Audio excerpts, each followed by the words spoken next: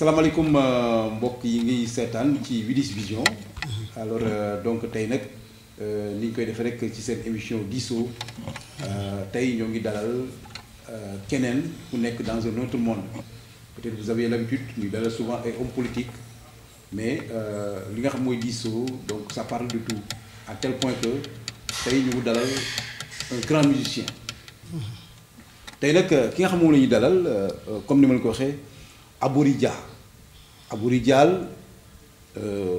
taalibe Sëñ Touba la souvent xam naa ci biir waxtaan bi sax dañ ci dugg parce que da ngay gis souvent yaa rasta et rasta loolu it dañ ci waxtaan dañu waxtaan ci ay points yu bëree bari ak Abory Dia mais avant tout dama koy bàyyi mu nuyoo mu wax ñu kan mooy Abory Dia Abory Dia salaamaaleykum. waaleykum salaam maa ngi lay nuyu di nuyu ñëpp ñuy suivre émission bi di leen wax ne rek ñun ñu ngi tudd Lamp Fall Kotiari l'album moom lañ tuddee Abory Dia waaye sorewuñu benn la rek ndax boo nee Abory Dia ne Lamp Fall mais album bi moo tudd Abory Dia mais man maa ngi tudd Lamp Fall Kotiari. Lamp Fall Kotiari waaw Lamp Fall Kotiari. waaw léegi kan mooy Lamp Fall Kotiari est-ce que mën nga dellu si ci maanaam nga wax ñu rek brièvement tuuti rek ci sa parcours. waaw Lamp Fall Kotiari artiste la kii bu commencé carrière am depuis 1995 parce que dama koy wax bu may wax commencé carrière mooy ba nga commencé engagé wu jël sa bic di bind say premier texte. Je l'ai commencé en 95 comme boobu yàgg na mais sur scène daanaka sama métier bi may def deux métiers bi nga xamante ne de profession comme enseignant instituteur moo tax aw moon occupation temps tout le temps di mën a présenter wu ci scène bi. mais depuis 95 je suis et je produis j'écris boobu ci laa commencé sama carrière. bon bi ma bindee aussi en 2016 ci laa enregistré sama premier single.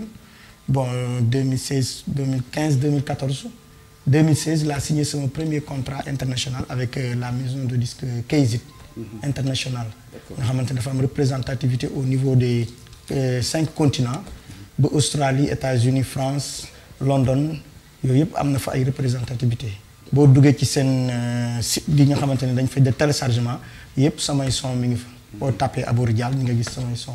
D'accord. Oui. Donc ce qui veut dire que yàgg nga jouer li nga xamante ni mooy musique mais dafa mel ni da nga jël aussi da nga pointé wu wala boog da nga orienté wu vers la musique reggae. Oui effectivement lu tax waaw dama orienté wu vers la musique reggae lu tax mooy reggae du lu ma copier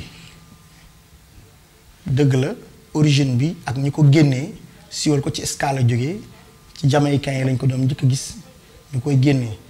mais mu dem ba travers musique afro-africaine waaye ci loolu on sait que leur origine ñoom fii la dama ci juddu nag daam déglu reggae à travers Bob Marley ak yeneen mais au fur et à mesure may dem ci laay dem ba mujj gi ma gis des ressemblances yoo xam du ressemblance mais des identités benn mooy sur leur couleur verte jaune rouge les reggae man fottal da ngay gis seen couleur yooyu verte jaune rouge am na ñu jël rouge vert jaune di ko panaché mais les 3 couleurs là dama koy gis et ça se trouve dans notre drapeau national ma gisaat gaynde bi ñu koy wax ñoom the Lion of Judah boobu ma ñëwaat en tant que Sénégalais je vois que dans nos symboles les symboles de la nation on voit le lion et le baobab donc mu xam ne c'est lii y a des identités par rapport ak ñoom te ñoom fa ñu dëkk duñ fa seet seen originalité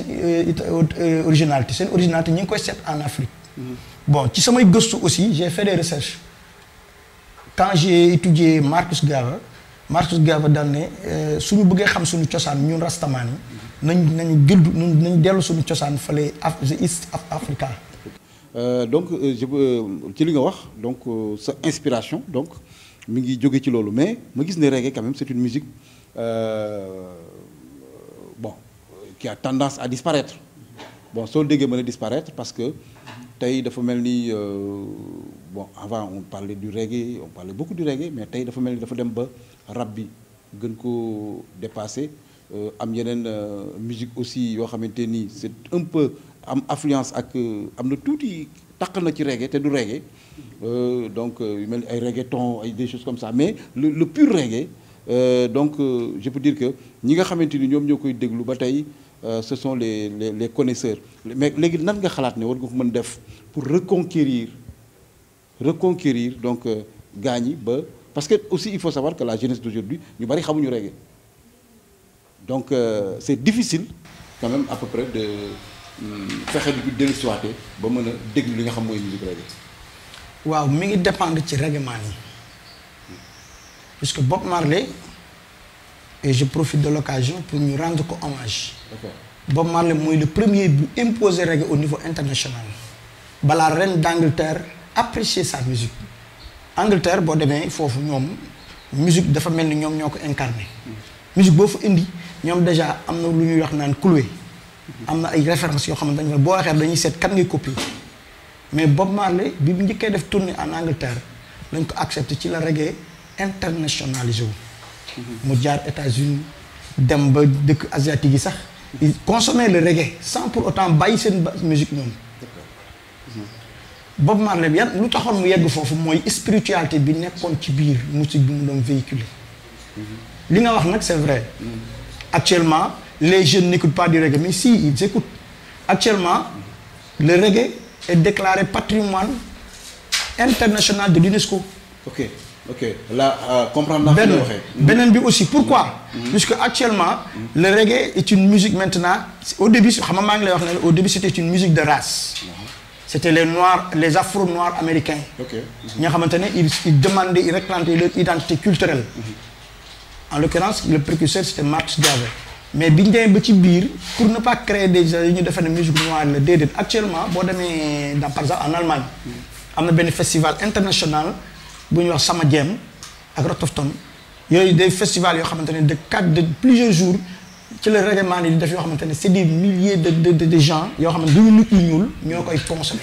D'accord. Je peux te donner un exemple encore un autre reggae man boo xamante ne du nit ku ñuul. origine européenne la am mooy Gentleman. D'accord. ak tant d'autres musiciens yoo xamante ne ils consomment le reggae. et actuellement je vous dis. sur le plan sonorique ak yeneen le reggae actuellement c'est mooy base bi. D'accord mais seulement le reggae dafa. am na ñu am tendance di wane ne wala bokk di firndeel ne reggae musique la boo xamante ni c'est une musique de révolution mais aussi c'est une musique boo xam ne souvent ñi koy déglu dañ leen di apparenté avec ay tokkatu yamba exemple donc à tel point bien que ça ne rime pas je sais mais ñu bëri dañ leen di nan ngay jàngate loolu est-ce que vivre loolu li may wax nii. waaw foofu question de clarification la. Clarification c'est-à-dire li nga wax noonu am na y a une stigmatisation. Merci. Des rastaman. Boo nee reggae ngay jug tu consommes le yamba tu as une posture reprochable dañ lay reprocher ne yow chaque fois da ngay verser dans la toxicomanie moom bañ na ko ba soo waxee sax reggae man ñu ne tokkatu yamba ça lii mais c'est faux man mii di wax ak yow moi je fais du reggae mais man du ma tox du ma naan.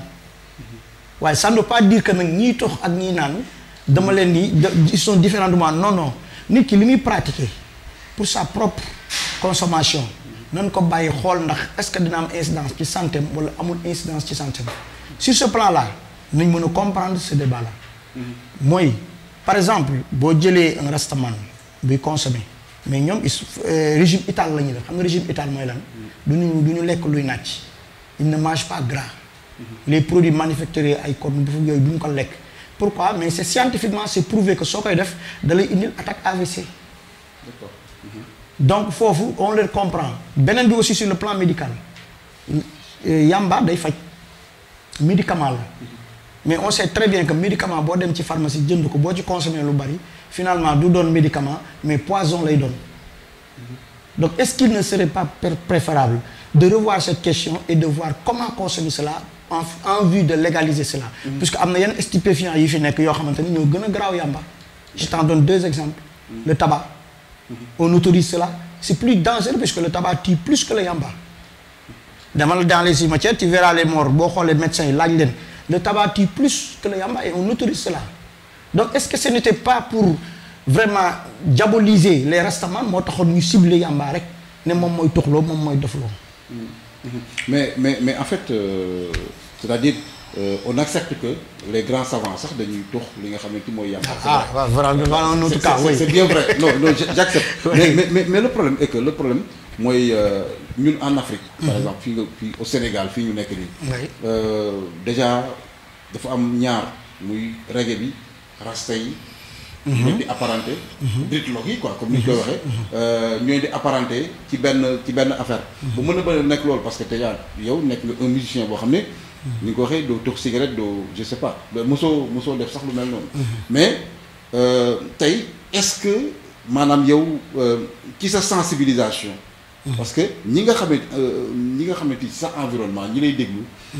ay rastaman lañu ay reggaeman lañu. donc te reggaeman am na fu ñu ko teg. te bëri na ci ñoo xam ne aussi dañuy utiliser li nga xamante ni mooy le yamba pour s'apparenter à Bob Marley et autres or que tel n'est pas le cas. waaw foofu lu ma ciy wax mooy man sama bopp laa xam spiritualité bi ci manque man c'est à cause de la spiritualité moo tax du mu tux du ma naan puisque dans la spiritualité dafa am lu ñu naan yéeg. dafa naan lu yéeg. moi je pense que ñiy tux c'est dañuy bëgg a yëg seen yaram lu leen di yéegee.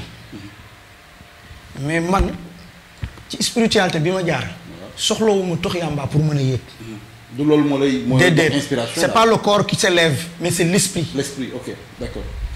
Mais est-ce que aussi c'est parce que d'une part intellectuel nga. Oui. Ah, tu es un instructeur di jàngalekat di éducateur. Oui. Donc am na loo xam ne da koy def ci yow. Mais si j'en passe ma ñëw ci maanaam ni ngay boolee li nga xam ne mooy musique ak jàngale bi est-ce que chevauchement boobu dina jàll.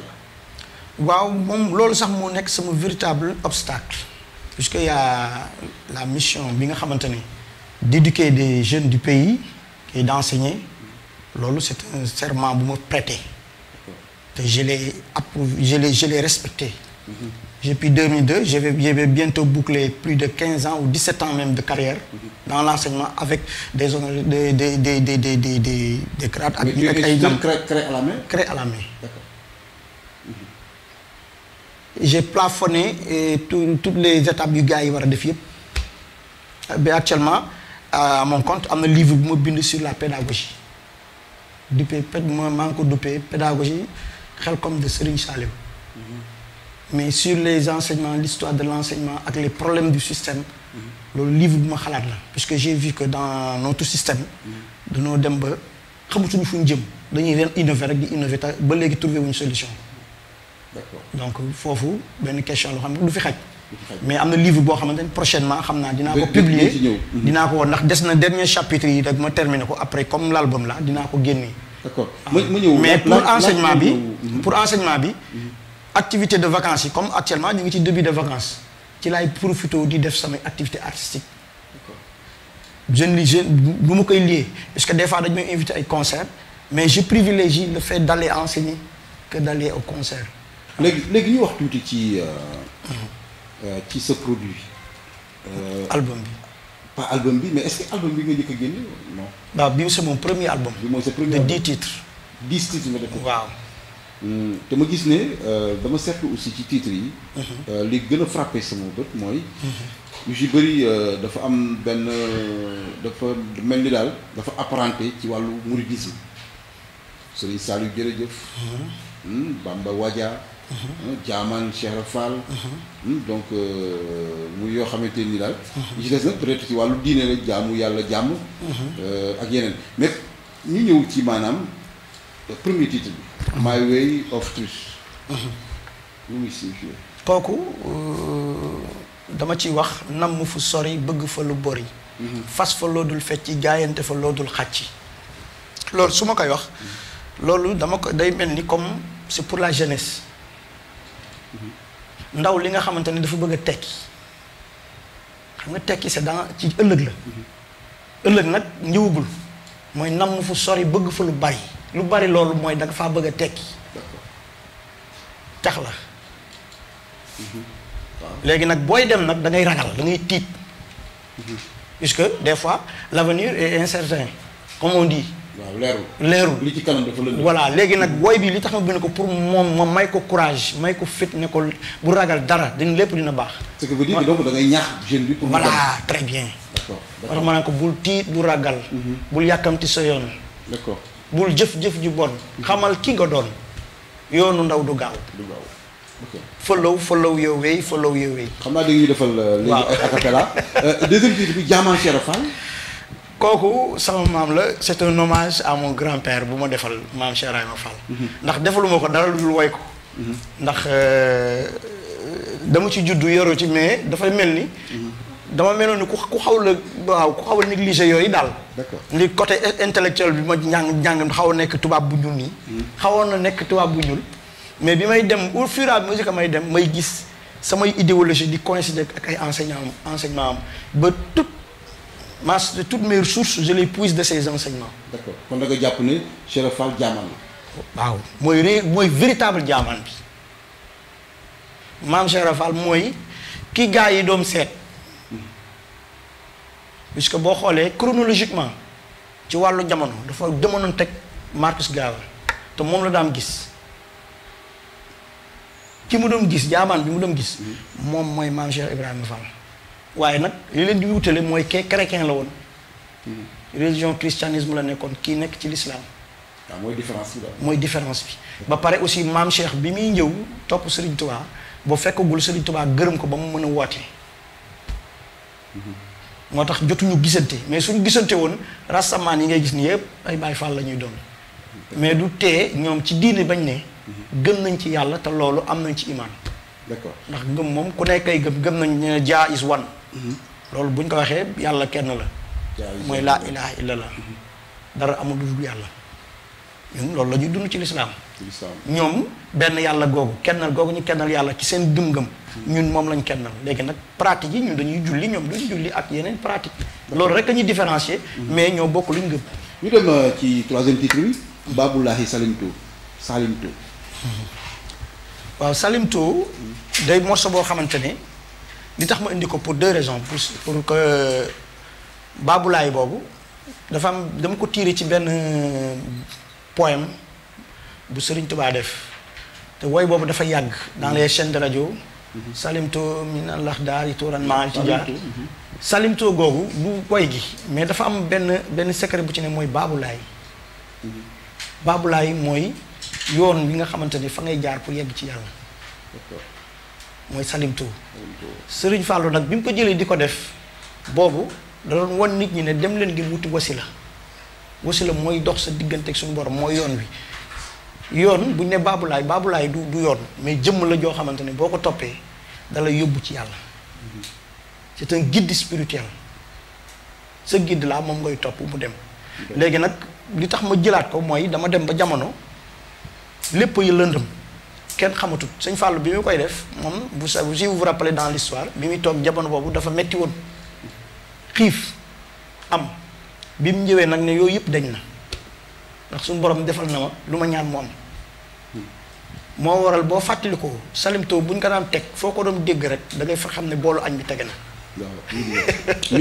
waaw midi lañ ko daan teg loolu pour wan nit ñi ne jàmm ñëw na xéewal ñëw na naataange ñëw na léegi nag comme dañoo ne ci jamono ma ne loolu comme du fi jóg naa ko indiwaat wayaat ko boo xoolee ci intro bi sax paa bi laa jël adapté ko doog a dugal samay texte d'accord léegi dañuy choisiral benn acapella en attendant ñu mën a continuer yeneen titres yi di fàttali mbokk yi nga xam ne ñu suivre donc Abouridja 2 donc di 10 titres ñu déglu donc l'artiste mu interprété benn chanson ñu xool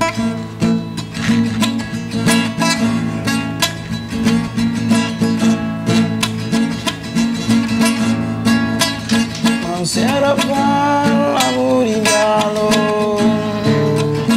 Mam Cheikh Fall kanju salma jalo Jaman Abouridja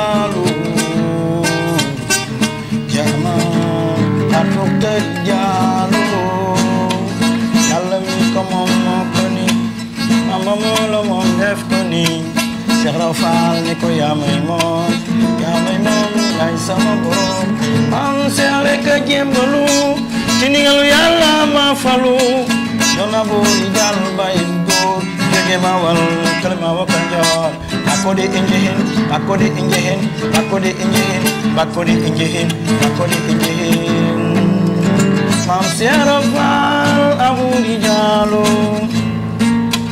mam serofal khaju salma jalo jama aburi jalo jama khafukta jalo.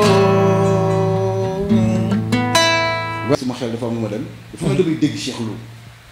waaw c'est-à-dire dafa am benn ressemblance ay traits yi ma ci sentir qu'est-ce qui se passe yaa koy tricher wala moo lay tricher wala ay style yoo xam dañoo daje. non à vrai dire j'ai toujours apprécié la musique de Cheikh Lo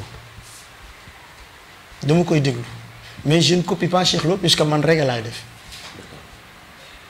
damay def jeu acoustique mais reggae laay def j'aime la musique de Cheikh Lo moo ma gënal ci musique yeneen yi su ma doon tànn musique bi ma gënal Cheikh Lo ba pare Cheikh Lo originalité dañoo bokk ay originalité Baye Fall la comme man njaxas lay sol comme man lenn la am ay njëg bon man côté enseignement moo tax ba du ma mën xam nga dañ naan la bu ñu lay gis en CAP il faut avoir une tenue correcte moo tax chaque fois je me coiffe def blague bu rafet dindi ko waaye artistiquement damay solo comme artiste ni muy solo waaw di fàttali ñi nga xamante ni ñuy seetaan ki nga xamante ni mooy Lamp Fall moo génne donc album bi ngeen di gis muy Abouri Dialy 2 donc di album boo xamante ni 10 titres la def mais 10 titres dafa bari mu ngi ko def 3 ou 4 non c'est que loolu la ñu war a baax pour man un artiste quand tu sors beaucoup mais 2 titres 3 titres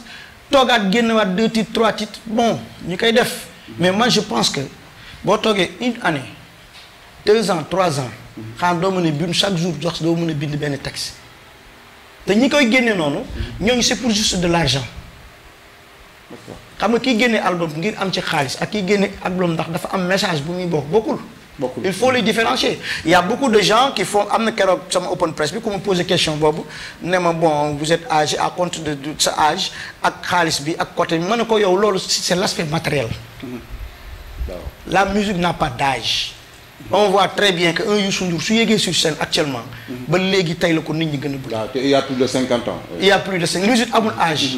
un musicien tant qu'il a sa voix day dem. par exemple tu prends un Ayjaman tey jii concert am day dem ba fees tel te pourtant il a plus de 60 ans 70 ans. waaw Ayjaman ak ñeneen donc moi c'est pas mon problème man sama problème véritable ceci mooy le message bi may jox est-ce que c'est un message digne de son nom. d'accord c'est vrai que temps bi dafa yaatuwul parce que j'aimerais bëggoon naa trop ñu waxtaan ci surtout la vie de Bob Marley leen inspiré wax tuuti aussi ci Bonus Pio et autres mais temps bi mayuñu ko dañuy terminer rek waaw Lamp Fall fan nga jëm. c'est-à-dire après Abouri Dialy 2 lan moo ciy topp. bon li ciy topp mooy. sa projet daal. waaw samay projet bokk na ci bon fexe am orchestre boo xamante ni daf muy jouer puisque lii je l'ai fait avec des moyens difficiles. damay jël ay musiciens non ay live la mais da ngay dem jël ay musiciens wax leen son bi nga bëgg ñu jouer la ko nga enregistré ko studio. peine bi ma ciy def pour bind samay texte maa ko xam des fois damay tëdd ba guddi jóg di bind beneen bi aussi capter mélodie yi may capter loolu c'est beneen bi aussi mooy recherche yi may def dans notre propre culture dans les variétés culturelles ci yeneen genre musicaux yi ngay gis yëpp ci biir sa pays bi dama ciy puiser surtout la musique de la basse Casamance ak musique alpulaar ak musique même les musiques mandingues dama ciy puiser samay sonorité mais ma base c'est le Baye Fall. bon ñu jeexale ko ak actualité. jamono juñ toll nii artiste nga. yow Sénégal yaa ngi dégg coowal pétrole bi. mel noonu jàppal bàyyi ñu ne diw moo jël na démissionné na wàcc na jaar fii na jaar fee. yéen artistes yi surtout reggae parce que reggae c'est une musique boo xam ne. day dénoncer day wax dëgg. yéen nan ngay apprécier loolu yow coow li nga ciy dégg tout sans parti pris. Bon, moi je pense que son Excellence, Monsieur le Président de la République, Macky Sall, il doit revoir son entourage. Moi je pense que c'est s'exposer lui-même, sa propre personnalité, quand il prend des membres de sa propre famille, mu dugal leen ci gouvernement. Ça n'a jamais été une bonne démarche. Le président Abdoulaye Wade l'a fait avec Karim Wade. Vous avez vu actuellement, tout le monde sait quel est le principal concerné. Khalifa Sall et Macky Sall, son excellence. Donc, moi, je pense que moi, si vous voulez Sénégal, de gagner tous les membres de sa famille. Parce que le Sénégal, en fait, ça appartient aux Sénégalais, mais non pas à une famille. Même si Aliou Sall a les compétences, a tout ce qu'il a nécessairement en lui, du fait qu'il a des relations de parenté très proches avec lui, il doit l'écarter. D'accord. Mais il y a des musiciens engagés. Exemple, il y a des boys qui Y'en a marre. Donc, ils ont fait musique, donc ils sont là, cette musique dénoncer ce qui n'est pas normal dans la société. Donc, ils ont apprécié ou apprécier. Bon, je préfère faire une réserve là-bas. Puisque les boys, rap la def. D'accord. Je sais bu baax. Mais je préfère faire une réserve puisque ëllëg a tax. Man lu may wax dama koy maîtriser doo ko wax l'avenir est là. Mais j'ai suivi seen kii yëpp maa ngi leen di suivre. Mais nag contribuer nañu ci li fal Macky Sall quand même. Mais du ñoo ko faloon tey ñu koy ñëw di ko xeexal. Mais est-ce que lu démarche bi moo dem. Non dama ne ñoom ñoo ko faloon. En 2012. tey jii ñoo ñëwaat di ko falaat ñu ko xeex. Mais est-ce que xam nga c'est contradictoire. Mais est-ce que ñoom faluñu ko ba pare ensuite dem. Y'en a marre, je te dis Y'en a marre. ñoo faloon Macky Sall mii. Tey en 2019. tey jii sont les ennemis numéro 1 de Macky Sall. Mais c'est contradictoire. Mais Fadel Barro moom non je te dis am na benn sortie bu mu def. non l'histoire est là dama lay delloo kàddu gi. Fadel Barro am na benn sortie bu mu def mu ne ñun ba ñu falee Macky Sall ba pare ñun dañoo arrière parce qu'on n'a pas besoin de poste ministériel ni rien ñoom suñ ko defee c'est pour la société. Non dama ne ils sont responsables. Ils ont une responsabilité envers le peuple. Parce qu'ils nous ont dit de nommer Macky Sall en 2012. Ils se sont sacrifiés eux-mêmes. Mais actuellement, ils font tout ce qui est... Ils sont contradictoires par rapport à cette position-là. Mais nous, c'est bon. Ils tournent une réunion. Lamp Fall Kotiari, merci beaucoup. dañ lay bàyyi nga tàggatoo ak auditeurs yi xam naa ne donc dañu amaat beneen séance waxtaan bu gën a yaatu. lan mooy doon dernier mot bi. Bon, le dernier mot c'est que man li may xeexal li spiritualité mais surtout li ma gën a metti mooy suñu système éducatif bi baaxul. njàngale mi baaxul. soo xëy na baaxul le système baaxul liñ ci jàngale baaxul. waaye yéen jàngalekat yi da ngeen bëgg xaalis. non pas déedéet du question de xaalis non li may wax du xaalis. mais question de programme la question de contenu la question d'organisation la. D'accord. Question de respect la. du fi xaj mais le message que je dis aussi boobu nañ ci d'autres débats mais bi ma gën a intéressé mooy l'islam. Mais damaa gis ne aussi. dañ ko diaboliser mais dina am fu ma la jam parce que nee nga bi ma la ne dernier kàddu bi da nga ma ne éducation bi te ma gis sa 10 album yëpp wooyoo ci éducation. si ban la te moo damaa dégg nga wax ci ban la. bi My Dream. My Dream d'accord kon moom la ñuy terminer donc voilà d'accord léegi nga ne l'islam bi. Actuellement dañu am benn forme l'islam boo xamante ni. boo demee au niveau ñi nga xamante ni du ñu musulman dañu naan l'islam égale terrorisme. D'accord. Actuellement boo demee en Europe. il y a des prêtres qui dañuy jóg pour xeex l'islam pourquoi parce que l'islam bi ñu gis loolu du l'islam te ils mettent tous les musulmans dans ce sac là. comme des terroristes. te erreur la. non du erreur sax mais ombre la. Voilà. Et c'est cela pour moi je vais amener une petite lampe pour éclaircir cela. mooy lan mooy tout musulman boo jullee ba pare. lan ngay njëkk a wax. asalaamaaleykum à droite asalaamaaleykum à gauche. ba pare nga bëgg a jël bombe dugal ko ci biir car ne da ngay rey nit. on a dépassé cette terre de sacrifier des vies au nom de l'islam su dul woon loolu su fekkoon loolu am na Sëriñ Bamba du dem géej. on a ça c'est révolu. waaxul badrin kiram li may wax si plus furton nee na ñooñu ña fa nekkoon 313 yi faat nañu keneen doo ci jaaraat donc lu tax ñuy léegi jël ay jaasi ak ay fetal ak ay bomb pour mais actuellement je te dis ici à Mbour koñ bu tourné jàkkaa nga fa pour nga mën a julli def sa religion kenn du la ko tere donc nañu xoolaat xol yi bu ñu ne al islam al iman al islam al ihsan lenn moo ñu dese mooy le comportement que doit avoir un bon musulman mooy jullit dëgg mooy nitu jàmm su ma koy tënk mooy jullit da nga war def jàmm di ko wax. di ko def di ko doxee.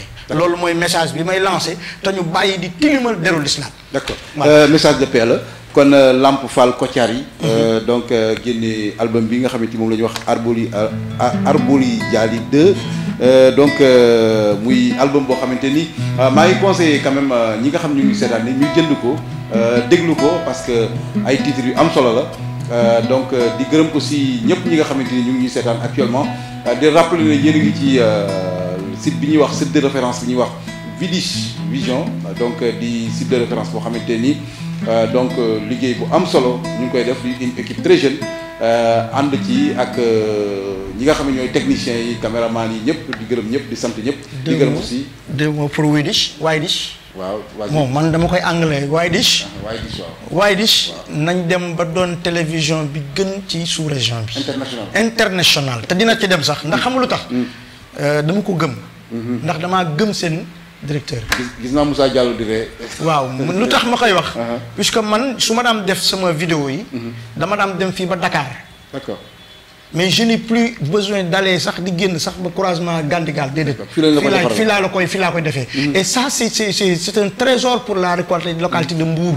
d'accord kon ce qui veut dire que donc yaa ngi préparé. non équipe bu mel nii. staff bu mel nii maa ngi koy doo ko gis à Mbour. et je vous y encourage et je prie pour que ngeen dem ba doon télévision internationale. vraiment maa ngi koy tibbee ci sama xol di leen ko ñaanal. et di leen wax un grand merci et di wax gars yi ne leen. bu ngeen bëggee dara rëcc leen di leen suivre Widish Vision.